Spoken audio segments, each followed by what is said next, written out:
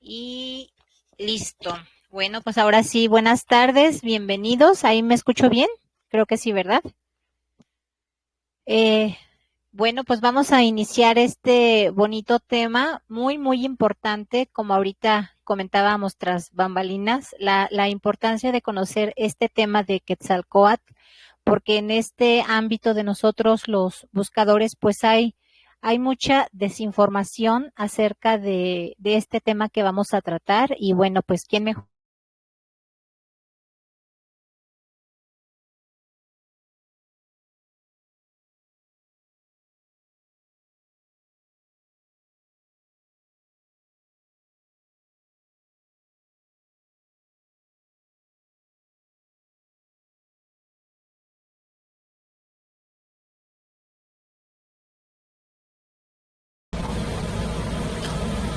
Bueno, no sé qué pasó, ya no dejé de escuchar a Lili, no sé si le sucedió lo mismo a ustedes. Sí, yo Sí, yo igual. igual. Ok, entonces al parecer tenemos algunos problemas técnicos que esperemos poder solucionar. Yo creo que hay que esperar que se vuelva a conectar Lili.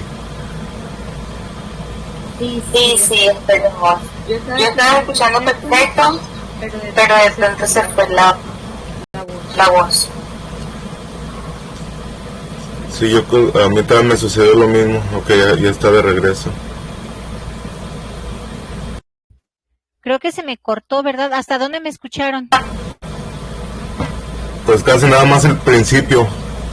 Bueno, Bueno, nada más nada más entonces, entonces, rápidamente, rápidamente, ¿por qué ¿por qué Julio Julio nos nos sugeriste sugeriste este este tema? tema? Bueno, como lo estábamos hablando, esto es algo que yo veo que sea importante porque este personaje Quetzalcóatl nos dejó en lo que fue su encarnación como Topilzin, dejó mucho conocimiento y vino de alguna forma a tratar de ayudar a una elevación espiritual a las personas de esta parte del continente, ¿no? Que estamos hablando de lo que es conocido como Mesoamérica o el Anáhuac. Entonces ahí yo he visto muchas veces que la gente, por el simple concepto de ser una serpiente emplumada, que este nombre se le fue dado, pero que esto tiene que ver algo con simbología, que no es tan solo el que sea una serpiente, así como se menciona de la rebelión. Entonces, este es un símbolo que esperamos poder desarrollar durante esta charla para que todos podamos comprender y así sacar una conclusión de lo que fue o de lo que es Quetzalcóatl. Ok, muy Ok, interesante. muy interesante. Este, hola, ¿me escuchan ahí? Ahí se te escucha bien, Lili. Ay, no sé por qué me esté fallando tanto el micrófono, pero bueno, entonces sin más, Julio, ya si quieres iniciar este tema, adelante. Sí, bueno, en primer lugar, para comprender lo que es el concepto en una extensión de la palabra de Quetzalcóatl, tenemos que irnos hasta lo que es conocido como el Génesis de los toltecas o de los pueblos mesoamericanos, que desde ese momento Quetzalcóatl fue partícipe en primer lugar de acomodar este mundo para que la raza humana pudiera desarrollarse y en segundo vino a crear esta humanidad actual, así como lo cuenta la tradición oral, y es algo que hay que conocer primeramente.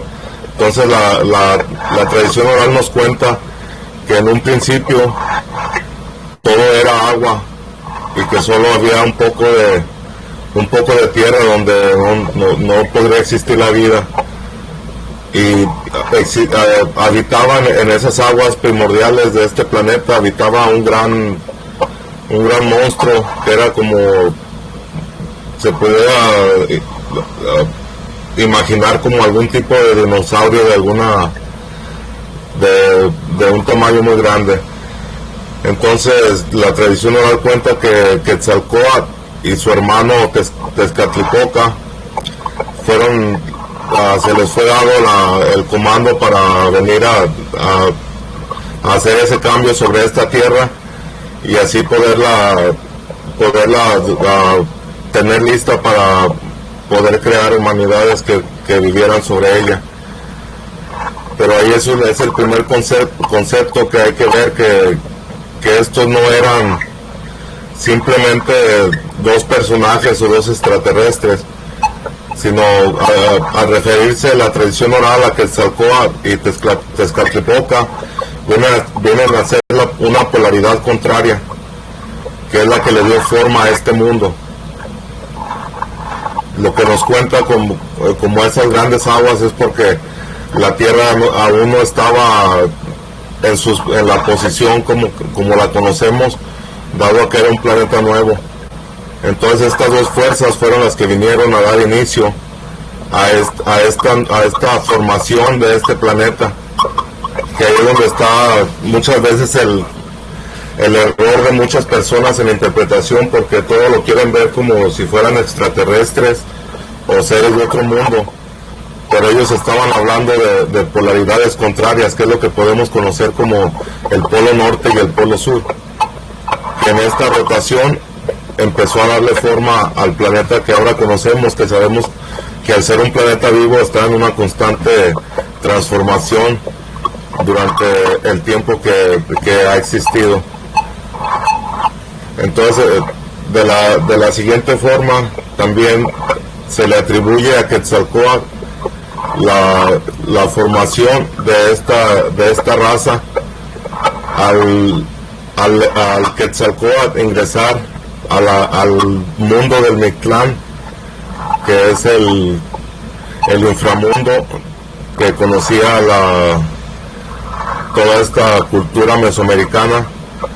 Entonces cuenta la historia que Quetzalcóatl tuvo que ingresar al Mictlán y de ahí rescatar los huesos de las humanidades anteriores para así poder formar una nueva humanidad, y que en ese intento el mismo Quetzalcóatl murió, pero renació para así salir ganador y poder rescatar esos huesos, que cuenta la historia oral que él mismo introdujo su sangre para hacer esta mezclanza y poder crear esta nueva humanidad.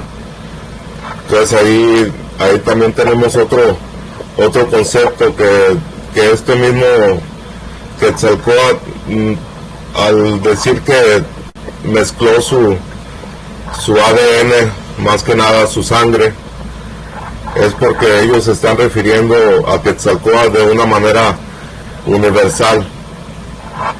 Entonces al llegar esa sangre de Quetzalcóatl a este planeta que no tenía vida, fue como comenzó la vida, que ahí se le atribuye a eso.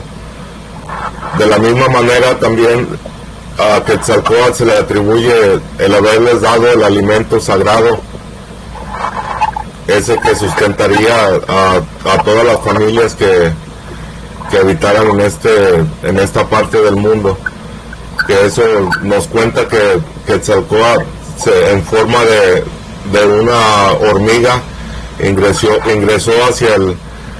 hacia la montaña sagrada, que también pudiera representarse como el Mictlán o un inframundo, y entonces de ahí robó una semilla de maíz, y de ahí fue como se dieron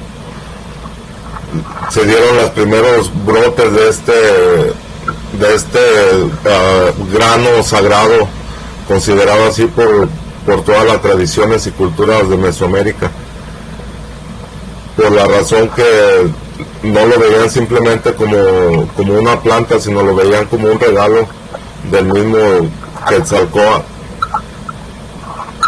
del cual cuando los españoles llegaron aquí a estas tierras, ellos vieron muchos dioses, ellos pensaron que había muchos dioses, pero en realidad era Quetzalcóatl al que se le adoraba al que se le daba culto en la mayoría de los pueblos, con el simple hecho de que después de muchos estudios por diferentes personajes durante la historia, desde 1492 en adelante, se han dado cuenta de que era el mismo Quetzalcóatl, más que se le habían dado diferentes nombres de acuerdo a la manifestación natural que ellos podían ver, pero nada era fuera del concepto de Quetzalcóatl.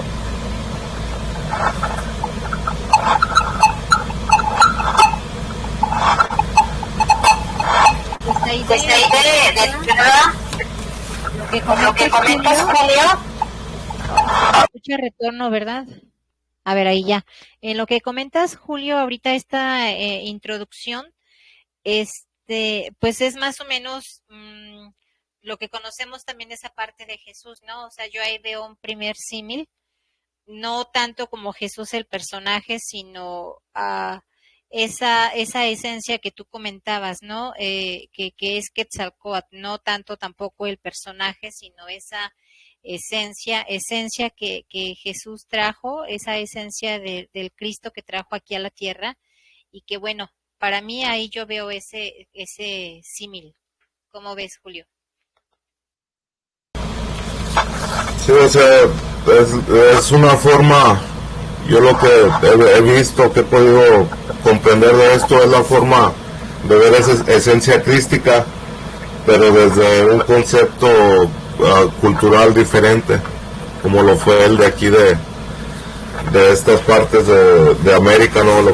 Principalmente desde lo que conocemos como Centroamérica hasta el norte, que de ahí es donde pues se puede ver que este personaje Quetzalcóatl fue el centro de esta cosmovisión que se desarrolló aquí sobre estas tierras. Hay algo muy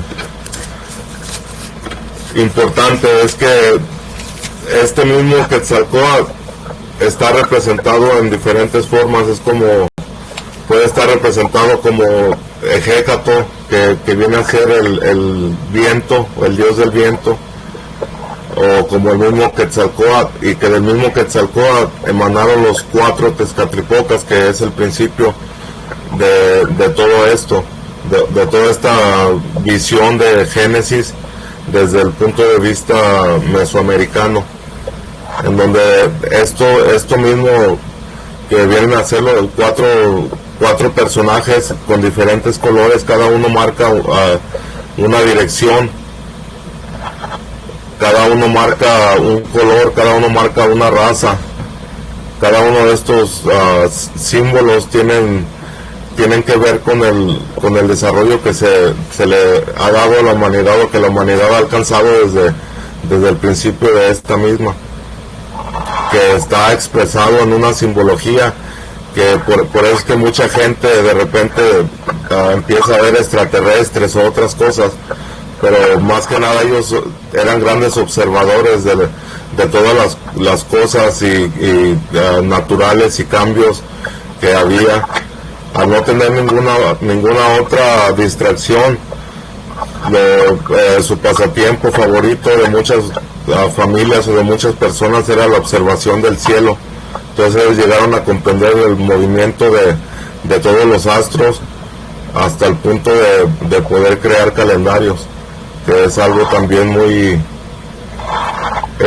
interesante, porque esto fue un desarrollo que se dio en muchas de las culturas, pero no en todas. Entonces estos personajes eran grandes matemáticos y eran grandes observadores de las estrellas y de la naturaleza, y de ahí es de donde vienen todos los conceptos y todas las formas de aquellos dioses que se imaginaron los invasores al llegar aquí, tratando de imponer su religión, que fue el catolicismo, y que ahora pues todos ven a Quetzalcóatl como el mismo demonio, dado a toda esa enseñanza que se mezcló con el mensaje de Jesús, que es toda esa el Pentateuco y todas esas cosas relacionadas con Jehová. Entonces de ahí viene todo este mal entender de las personas, y que tan solo con el puro nombre o el símbolo de la serpiente se asustan, y sin conocerlo no lo aceptan, y ahí es donde puede estar el problema.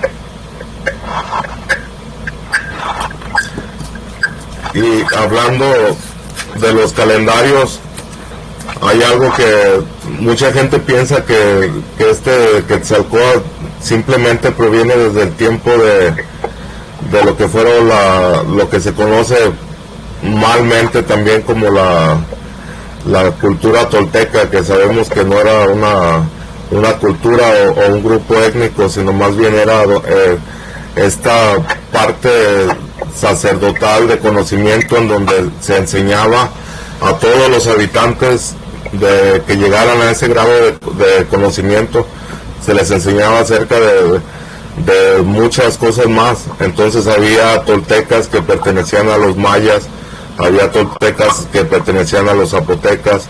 Entonces era este grupo tolteca era como los maestros de la universidad de aquellos tiempos, en donde todos los jóvenes iban a aprender y a entender procesos naturales, al movimiento de las estrellas y de los astros de una forma muy avanzada, y que de ahí también a muchos, en ocasiones, a los que llegaban a un gran conocimiento se les atribuía el grado de Quetzalcóatl, que ya vendría a ser un grado sacerdotal. Entonces, por eso hay mucha confusión al mencionar a Quetzalcóatl, porque se puede ver de una forma en el Génesis, se puede ver de otra forma espiritual al comprender toda su enseñanza, y también es una forma física cuando estuvo aquí encarnado en Topiltzin, y también puede ser este grado sacerdotal o de conocimiento que estaba en toda esta cultura o culturas que habitaron esta parte de América.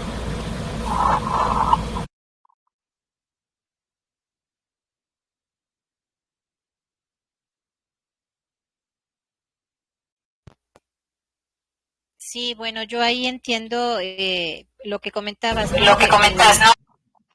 De toltecas como una, ¿cómo te diré? Como una manera de vivir, ¿no?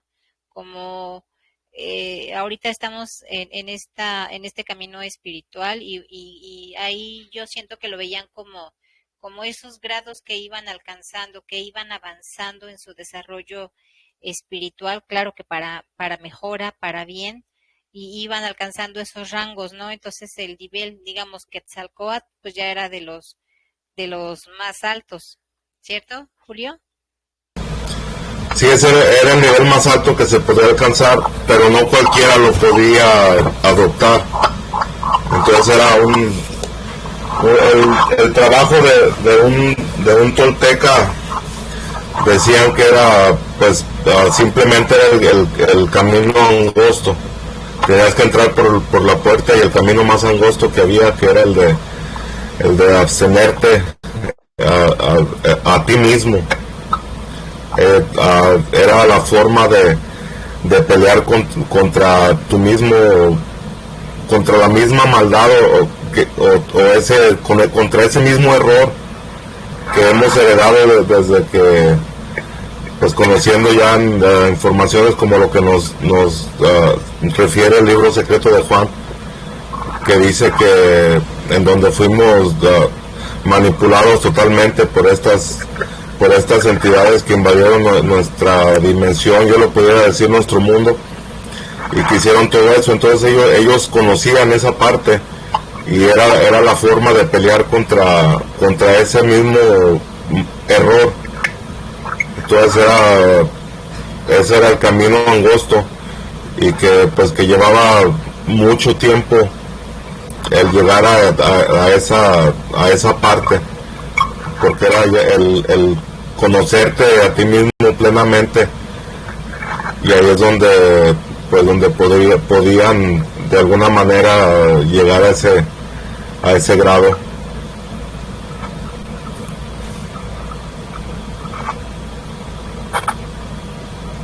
Eso es cuestión de lo que es la esencia Quetzalcóatl. Y en relación al personaje en cuestión, es decir, ya físicamente, ¿qué se puede decir de este personaje de Quetzalcóatl? ¿Sí existió tal cual físicamente? Pues a lo que cuenta la tradición oral, se dice que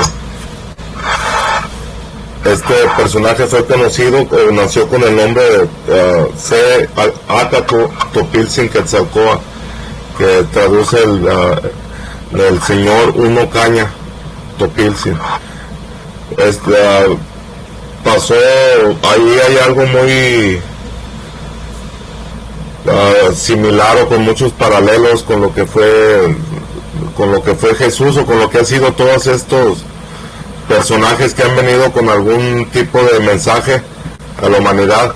Y es que cuenta en parte de la historia oral que la madre de Topiltzin fue Chimalman o Chimalmá, que esta era una doncella, al decir doncella significa que era una joven, ¿no?, que era virgen, y que al introducir una joya preciosa en su boca se la tragó, y de ahí fue donde quedó de alguna forma preñada de este nuevo ser, ¿no?, que había entrado a ella sin haber tenido ningún tipo de relación sexual. Algo que se puede ver en lo que nos cuenta la historia del mismo Jesús,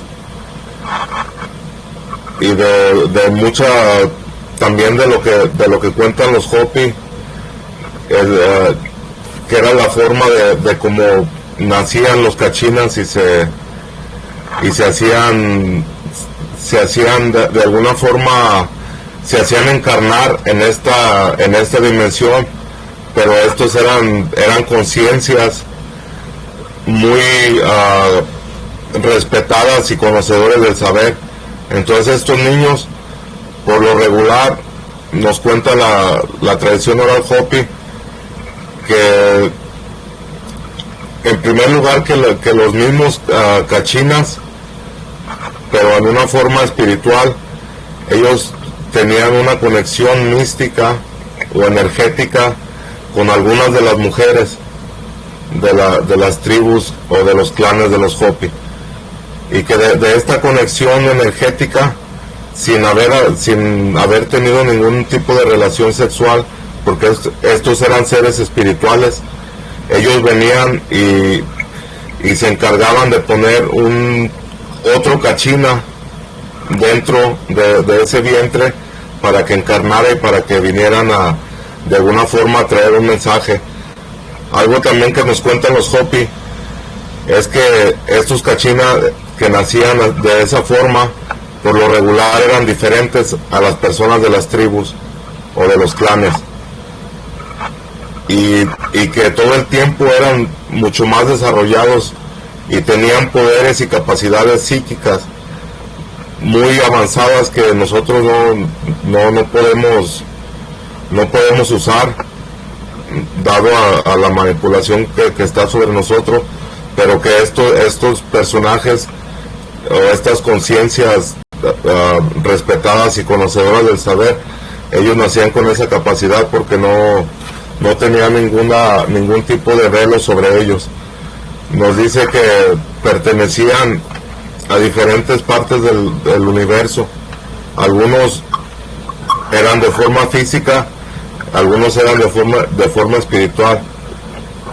Entonces ahí yo con esa información puedo enlazar que esa es la razón de que a Topiltzin-Quetzalcóatl se le atribuye el haber sido un hombre alto, de tez blanca, hasta en ocasiones se dice que barbado, algo que no era algo peculiar en los nativos americanos de esa parte. Y entonces ahí también podemos ver lo mismo que se dice o que conocemos sobre Jesús, que muchas personas dicen que no, es que él no era así, que porque él nació judío y que tenía que verse como un judío. Pero que si lo que nos están contando los Hopis de esa tradición oral es cierto, y estos seres que vienen a encarnar estas conciencias respetadas, vienen a encarnar y es la forma en que se pueden diferenciar de las otras personas, porque nacen con esa perfección, por decirlo así, de venir de otras dimensiones muy avanzadas de comprendimiento y de vivir, que principalmente es lo que nos vinieron a traer como mensaje, que es esta nueva forma de pensar y de al mismo tiempo de vivir, que es lo que se me hace muy importante también de recalcar en este punto, Lili. Sí, así es bien importante eso, Julio. Te quisiera preguntar, ya varios ya sabemos, ¿no? Pero para quienes más adelante nos escuchen esta charla, no sé si pudieras hacer énfasis, qué es, cuando tú hablas de los cachinas, para quienes no saben qué es eso, de eso que hablaban los Hopi, Julio, ¿qué son los cachinas? Bueno, los cachinas para los Hopi eran los muy respetados conocedores del saber, que hay cachinas, ahí están representados en tres formas, que puede ser un cachina terrenal, que es aquella persona, aquel personaje que con trabajo y con conocimiento llega a ser un sabio conocedor de la verdad. Entonces ese es el cachina que se forja. Hay otro tipo de cachina que estos son los hermanos que vienen de las estrellas, que vendrían a ser, yo los podría poner en la dimensión de los pleyadinos, de venusinos, de aquellos que están en otro nivel de conciencia más avanzado que nosotros. Pero al mismo tiempo el tercer grupo, a este pertenecen aquellos cachinas que son espirituales, y que según la tradición oral Hopi, estos son los guardianes de la vida y los guardianes de las profecías, que estos son los encargados de dar esa información, y que estos eran los que hacían encarnar a estos cachinas de los que encarnaban, a que se hacían encarnar aquí en este planeta. Entonces esos son los tres diferentes grupos de cachinas, que lo que vienen a hacer simplemente son espíritus respetables o los muy respetados conocedores del saber.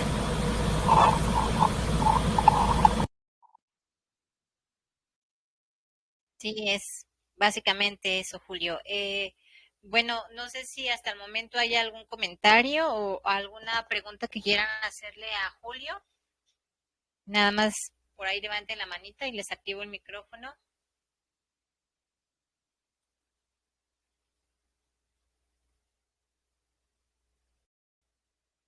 No, no hay. Bueno, entonces, Julio, no sé si me permitas compartir un video que gráficamente, pues ahí en ese video nos da una mejor idea, ¿no? De esta historia de Quetzalcóatl. Permítanme, déjenme, se los voy a compartir. Mm.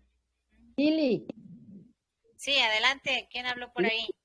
Nancy, adelante. Nancy, lo que pasa es que no sé lo de la manito, pero yo quería preguntar rapidito, ¿por qué la diferencia?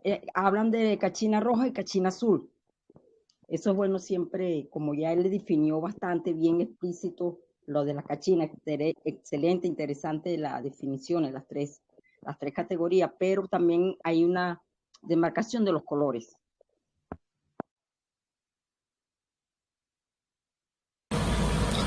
Bueno, eso sí, eso de las cachinas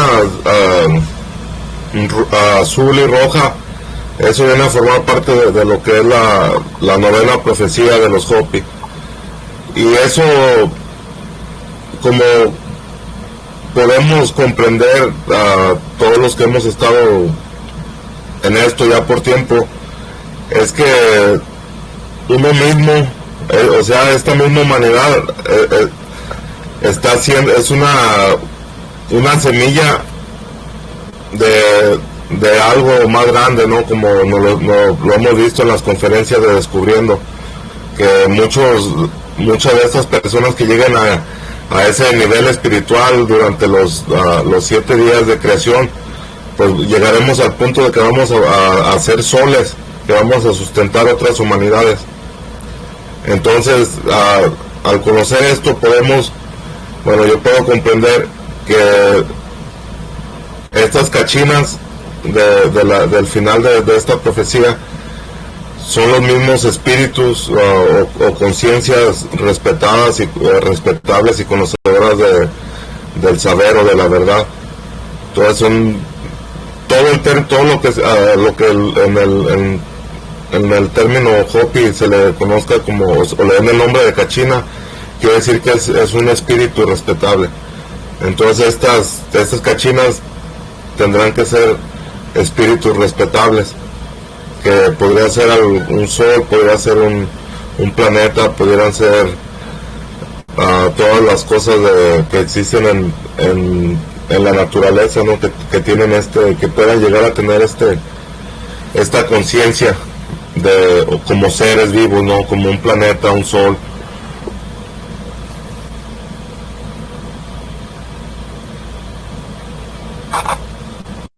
Y también se podría atribuir a esos seres, Julio, que visitaron a esas tribus de los Hopi, también les llamaban cachinas, ¿no?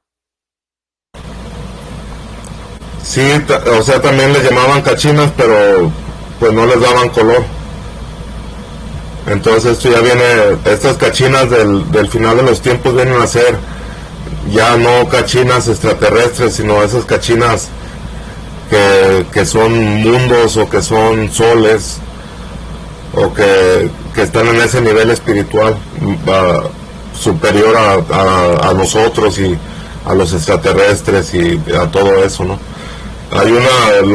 Los Hopi sí esperan el regreso de lo que ellos llamaban los hombres hormiga, que en muchas de los grabados que tienen ahí en Arizona, que no muy fácil los puede encontrar uno, tienen sus piedras en donde muestran cómo llegarán estas naves de los hombres hormigas, que vendrán de nueva forma a auxiliar a la humanidad en ese tiempo de catástrofe, que a lo mejor estos pueden ser los que se van a encargar de llevar a las personas a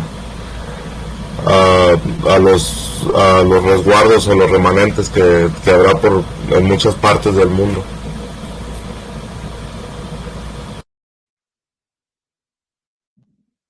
Excelente. ¿Alguien más que quiera hacer algún comentario, pregunta? Por ahí ya vi que llegaron Carlos, Anilú, Ever, Florentín y Cristian. Bienvenidos. Y no sé si hay algún comentario o una pregunta antes de compartir un pequeño videíto.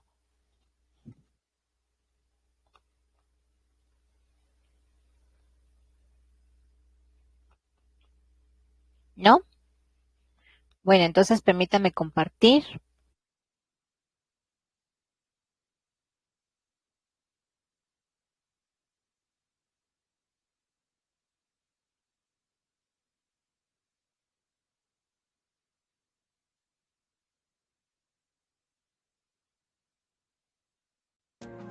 Hola a todos, ¿cómo están? Bienvenidos a un nuevo video para el canal. Y esta vez les voy a hablar sobre uno de los dioses más importantes de toda la cultura mesoamericana, y que también era considerado como uno de los más poderosos. Hablaremos de Quetzalcóatl, la serpiente emplumada.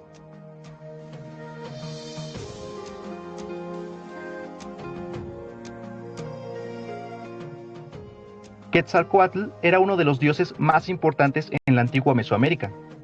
Su nombre es una combinación de las palabras náhuatl Quetzal, que es el pájaro que están viendo en pantalla ahora mismo, y Coatl, que significa serpiente. De ahí que también se le llame serpiente emplumada. Era muy famoso, y de hecho lo conocían en varias civilizaciones, como la Olmeca, la Tolteca, Teotihuacán, Maya y Mexica, pero a veces con diferentes nombres. Por ejemplo, fue conocido como Cuculcán para los mayas, Gucumats para los quiché de Guatemala y Ejecatl para los huastecos de la costa del Golfo. La primera representación artística de Quetzalcóatl es de la civilización olmeca. Es un tallado de una serpiente con un pico y una cresta de plumas, acompañada de dos pájaros quetzales. En México, las representaciones más antiguas son del siglo III en Teotihuacán. Hay varias figuras de serpientes emplumadas y también una pirámide de 6 niveles que le construyeron. Era el dios de los vientos y de la lluvia. También era el creador del mundo y de la humanidad. Y en algunas regiones del centro de México también lo consideraban el dios protector de los sacerdotes y de los comerciantes, y también el dios del aprendizaje y de la ciencia. Por eso, a pesar de que tenían a varios dioses en estas culturas, Quetzalcóatl era uno de los más importantes para ellos. Hay varios mitos o historias sobre Quetzalcóatl. Ahora te voy a contar la versión más conocida. La primera historia nos habla de que hace mucho tiempo los dioses se aprovechaban de los humanos y de su ignorancia. Pero a Quetzalcóatl no le gustaba esto, así que decidió tomar la forma de un hombre y bajó a la tierra con los humanos. Apareció como un misterioso hombre que llegó a la ciudad de Tolán, Xicocotitlán. Él era muy diferente a todos los que vivían ahí. Tenía una piel clara y un cabello rubio. Pero lo que más asombró a los habitantes de esta ciudad fue que este hombre tenía una gran sabiduría e inteligencia. Por eso se ganó fácilmente la confianza y la admiración de los toltecas, y compartió con ellos todo su conocimiento y sabiduría. Una de las cosas más importantes que hizo fue oponerse a los sacrificios humanos. Estos sacrificios eran muy comunes para los toltecas. Los hacían en honor a sus dioses. Pero cuando Quetzalcóatl se opuso, ellos dejaron de hacerlos, porque él se había vuelto una especie de ejemplo para todos ellos. Esto hizo que se molestaran algunos dioses, como Tezcatlipoca, Huitzilopochtli y Xipetotec. Sobre todo Tezcatlipoca, que era el enemigo o más bien el opuesto de la serpiente emplumada. Estos tres dioses, molestos con Quetzalcóatl, acordaron que lo mejor era destruir la buena reputación que tenía, para que así el pueblo dejara de seguirlo. Un día Quetzalcóatl se enfermó y se sentía muy mal, así que decidió ir a un lugar donde pudiera estar solo. Pero en ese momento el dios Tezcatlipoca tomó la forma de un anciano y llegó con Quetzalcóatl ofreciéndole una supuesta medicina que lo iba a curar de su enfermedad. Pero en realidad era una bebida para embriagarlo. Quetzalcóatl al principio no quería tomársela, pero lo terminaron convenciendo. Al final termina embriagándose y luego tiene relaciones con Quetzalpétlatl, una mujer que estaba dedicada al culto a los dioses y que por eso tenía votos de abstinencia. Así hicieron que Quetzalcóatl cometiera una de las faltas más graves que se podían cometer. Luego, al día siguiente, cuando se dio cuenta de lo que hizo, se sintió muy triste y avergonzado. Así que decidió irse y abandonar a su pueblo. Se fue caminando hasta Coatepec, el Cerro de las Culebras.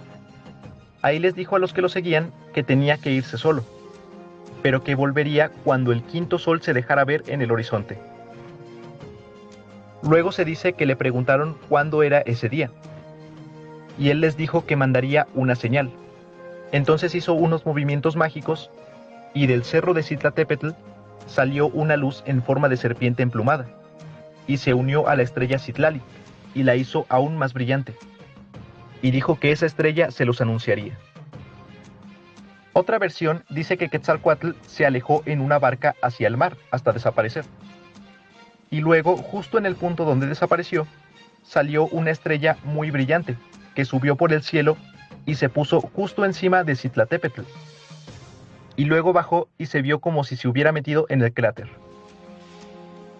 Pero como les digo, hay varias versiones de la historia de Quetzalcóatl. Algunas son parecidas y solo cambian en pequeños detalles, o hay otras que son completamente diferentes. Esto es bastante normal en historias de la mitología. Por ejemplo, la caja de Pandora, que también tiene varias versiones de la historia y que cambian algunas cosas. A veces cosas importantes que terminan cambiando mucho de la historia.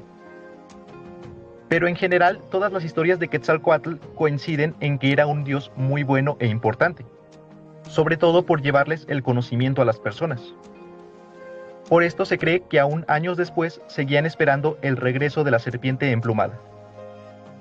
De hecho, hay un rumor o una historia que dice que cuando Hernán Cortés llegó a México, lo confundieron con Quetzalcóatl, principalmente porque la llegada de los españoles coincidió con la víspera en la que celebraban el nacimiento de Quetzalcóatl.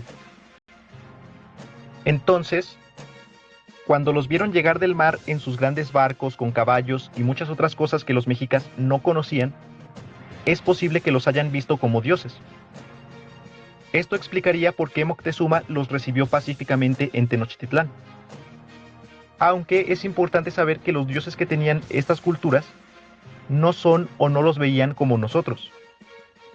Para ellos, sus dioses eran diferentes. Eran seres que a veces eran malos o con los que podían negociar, pelear e incluso los podían sacrificar. Por eso, aunque hayan visto a los españoles como dioses, no quiere decir que no los hayan intentado matar en varias ocasiones. Pero hay algunos que dicen que no es verdad que los indígenas vieron a los españoles como dioses, y que esto fue un invento del mismo Hernán Cortés, para decir que de alguna u otra forma los mexicas estaban de acuerdo con que Cortés los gobernara, pero que realmente Moctezuma no creyó que fuera Quetzalcóatl, y que sus regalos y su actitud pacífica eran para que los españoles se fueran lo antes posible. Así que no sabemos si realmente los mexicas confundieron a Hernán Cortés con Quetzalcóatl, o si por el contrario nunca lo creyeron. Y pues bueno chicos, ese sería el video de hoy, espero que les haya gustado muchísimo. Si es así, no olviden dejar su me gusta acá abajo, compartirlo por todas partes con sus amigos y familiares, y suscríbanse si quieren.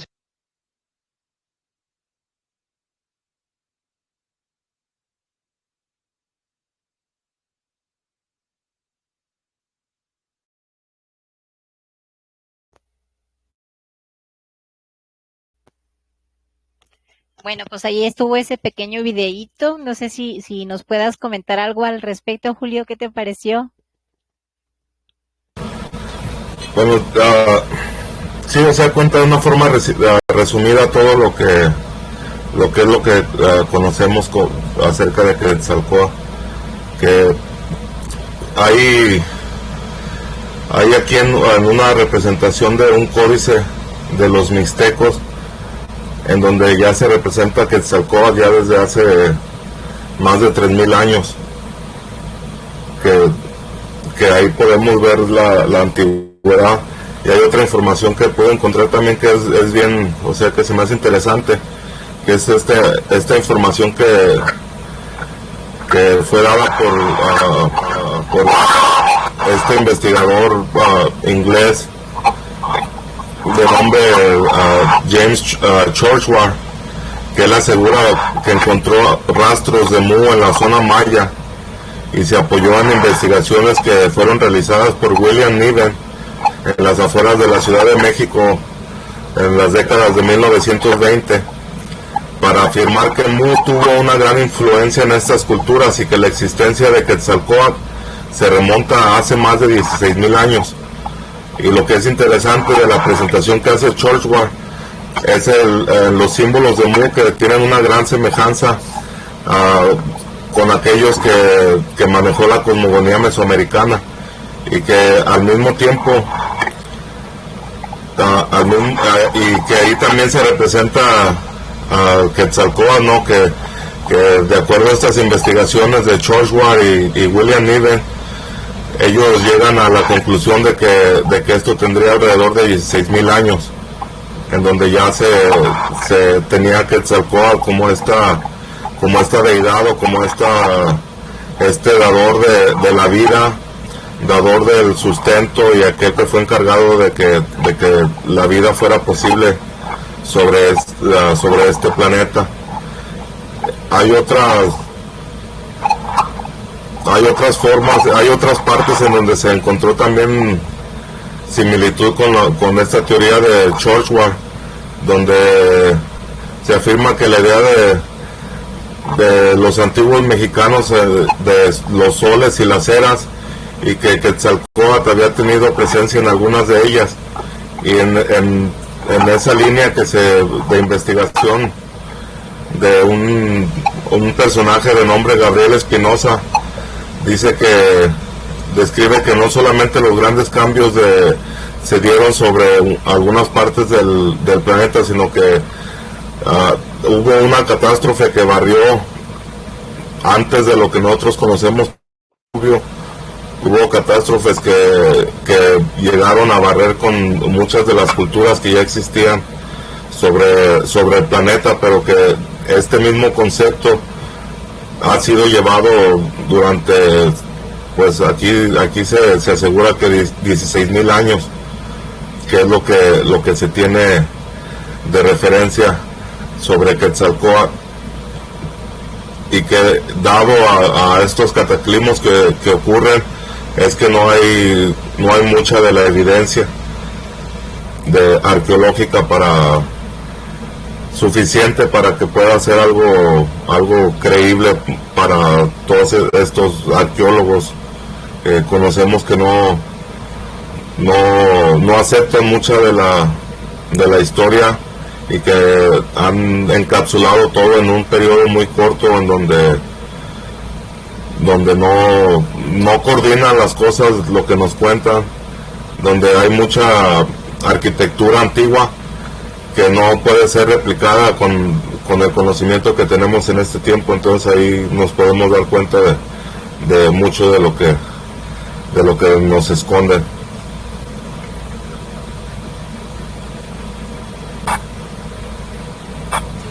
Sí, ¿verdad? Para profundizar más en eso. ¿Algún comentario que tengan? Cristian, por ahí tienes tú algún comentario. Hola Lili, hola Julio, hola a todos. Hola. Estaba escuchando atentamente, llegué un poquito tarde.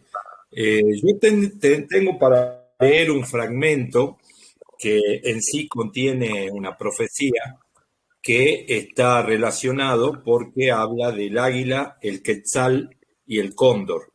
No sé si quieren que se los lea.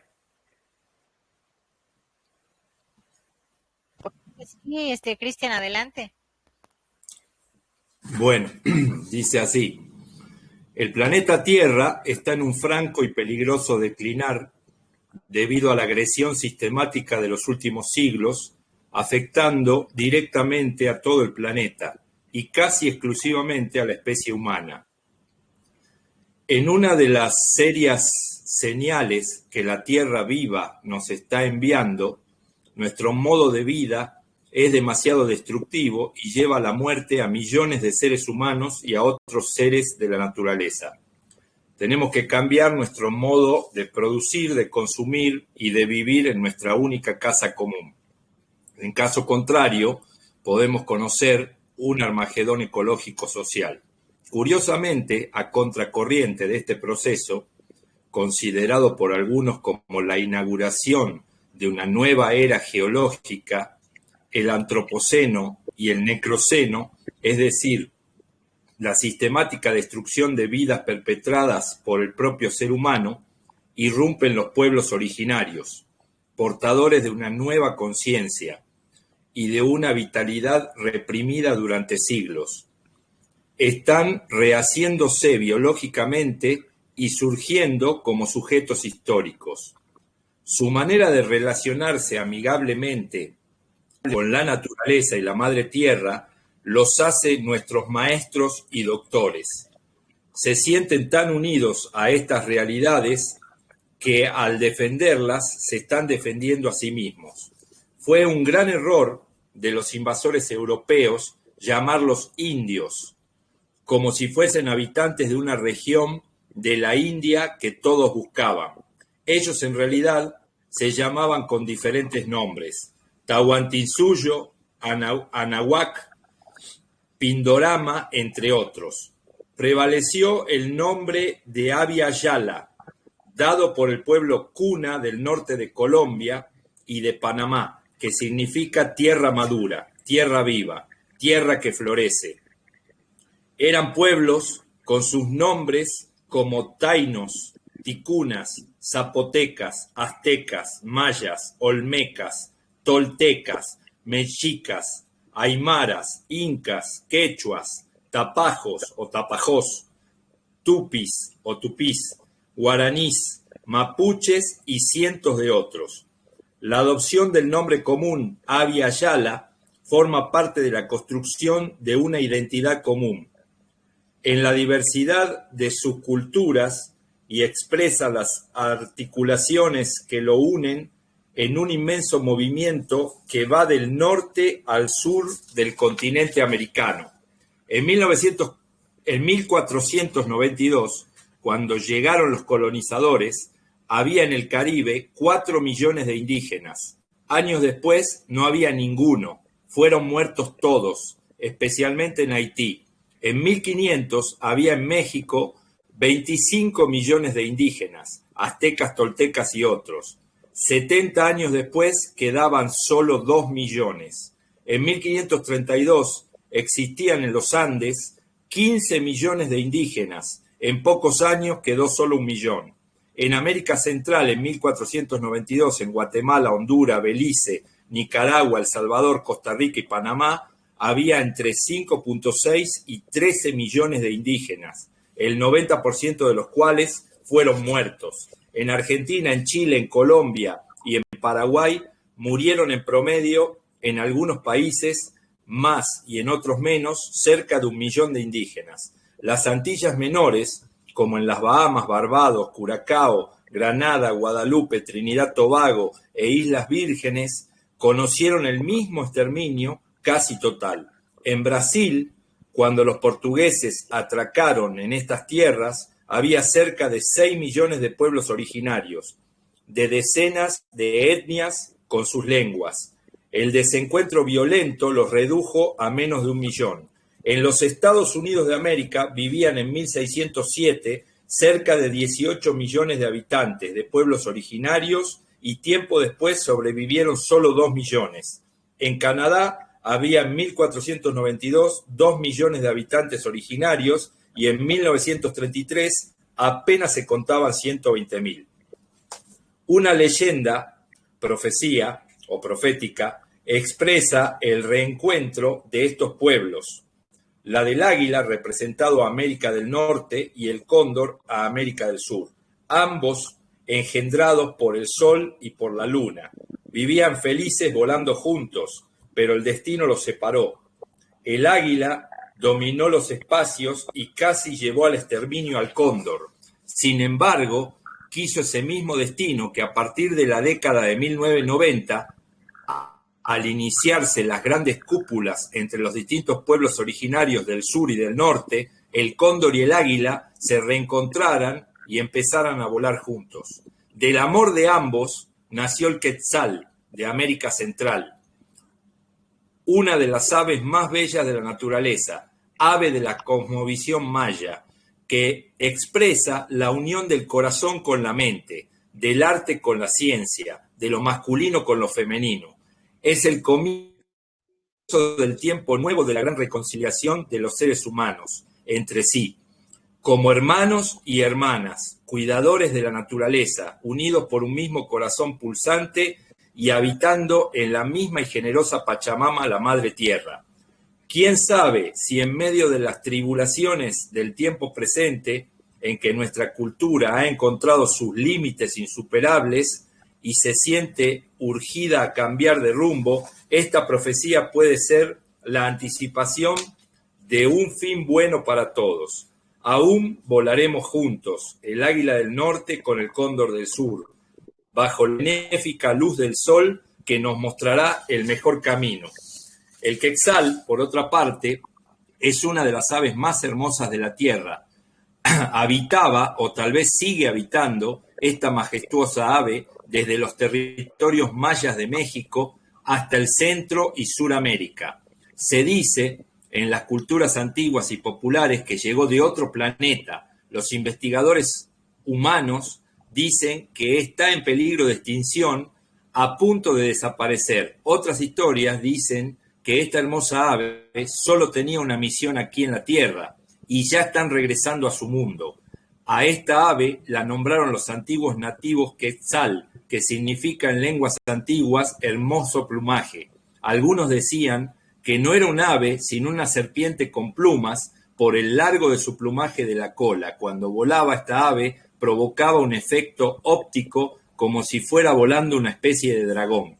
Los antiguos mayas tenían un dios llamado Quetzalcóatl, que significaba serpiente de plumaje hermoso. Según la historia, le dieron ese nombre a su dios por el parecido a esa ave, una especie de fusión entre ave y reptil. Los mexicas, por otro lado, nombraron Quetzalcóatl ya que es en náhuatl, y el equivalente maya sería Cuculcán. Eso sería mi aporte.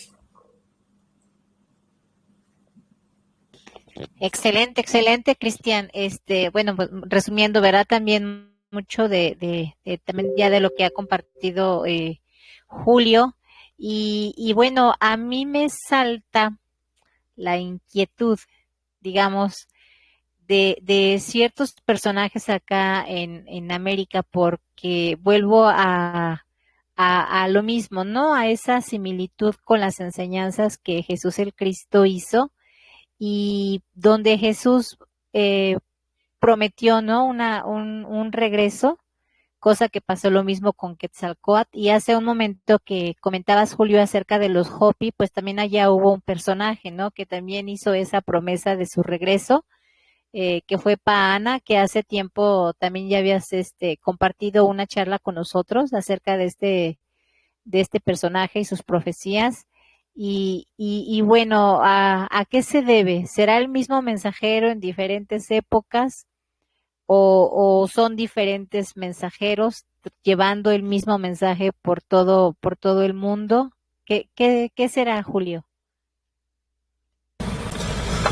Mira, esa pregunta yo también me la hice hace un tiempo, pero aquí apoyándome un poco en lo que no recuerdo exactamente, pero es algo que está referido en Mateo, en el libro de la Biblia, que dice dice Jesús que yo tengo unas ovejas que no son de este redil, y a las que también pues tiene que ir a pastorear.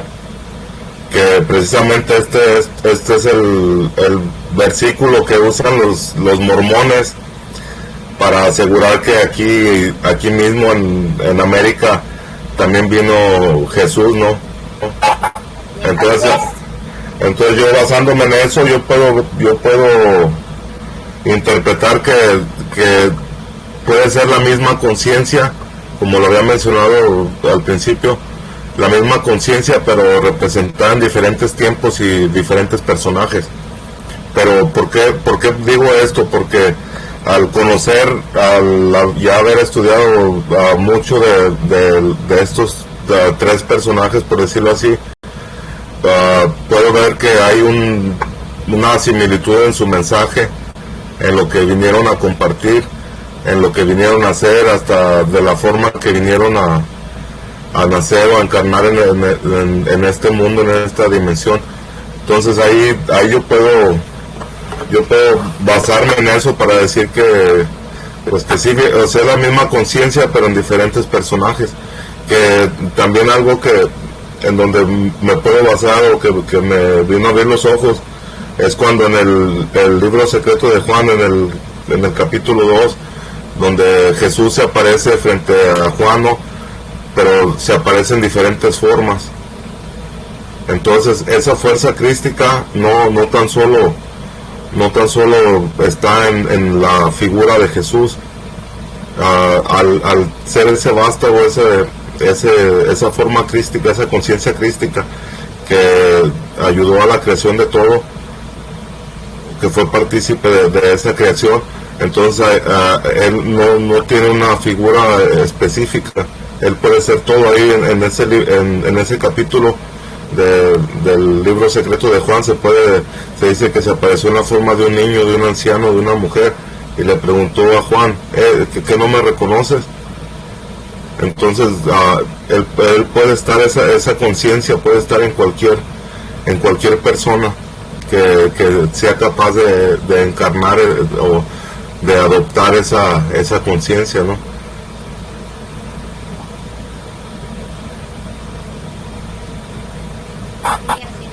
Sí, así también lo veo yo.